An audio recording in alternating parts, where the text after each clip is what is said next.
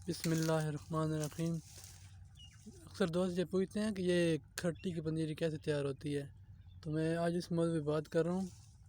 ये खट्टी का पौधा है, ठीक है।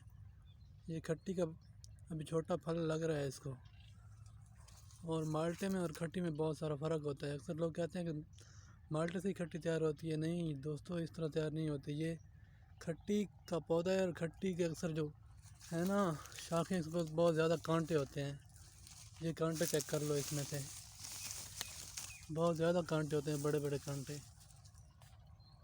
और उसके बाद जब ये तैयार हो जाती है तो इसको हम इसका सीड निकाल के उसके बाद हम उसको पनीरे की शक्ल में शिफ्ट करते हैं, ज़मीन में बोते हैं,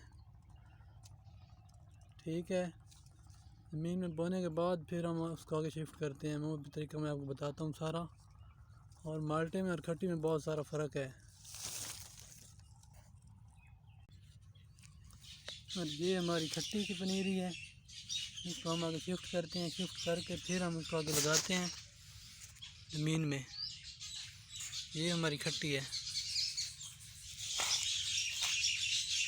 ये हमने खट्टी लगाई हुई है, लाइनें लगाकर इसमें सीड लगाया हुआ है। इसकी अभी थोड़ी मेहनत करनी है, सफाई करनी है। अभी थोड़ा सफाई नहीं हुई अच्छी खासी। ये हमारी खट्टी।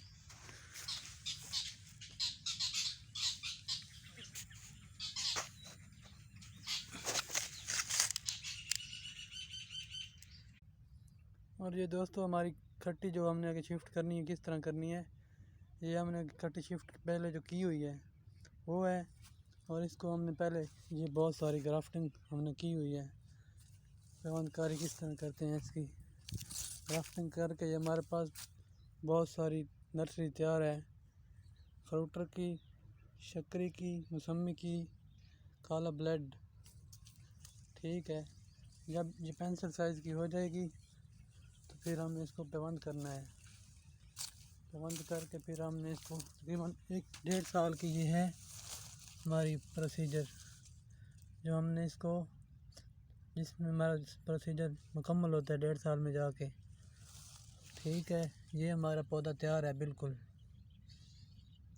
ये देखो।